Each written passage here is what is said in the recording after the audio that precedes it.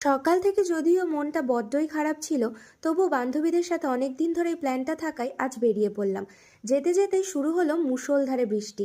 কিন্তু একবার যখন বেরিয়েছি, ঘুরতে তো যাবই। তাই সবাই মিলে বনগাঁর একটা রেস্টুরেন্টে আমরা আজ চলে এলাম। এক কথায় কাকস্নানের মতোই কিন্তু আজ আমাদের পরিস্থিতি হয়েছিল। বেশ কিছুক্ষণ সবাই গল্প করার পরে আমি আর শায়েরি প্রথমেই দেখছিলাম কি কি অর্ডার করব সেটা। তারপরেই তিতলি আর সৌমিতা অর্ডার করবে কি কি সেটাই দেখছিল। দেখো, মেয়ে যখন হঠাৎ করে দেখলো ওর ভিডিও করা হচ্ছে, মুখে কি হাসি। প্রথমেই অর্ডার করা হয়েছিল চিকেন ড্রামস অফ হেভেন। খেতে কিন্তু এটা দুর্দান্ত ছিল। তারপর মেইন কোর্সে ছিল চিকেন বাটার মশলা আর রুমালি রুটি। তারপরে শেষেই আমরা অর্ডার করেছিলাম কোল্ড কফি আর মশলা কোক। খেয়ে দিয়ে সবাই মিলে বেরিয়ে পড়লাম বাড়ি আসার জন্য।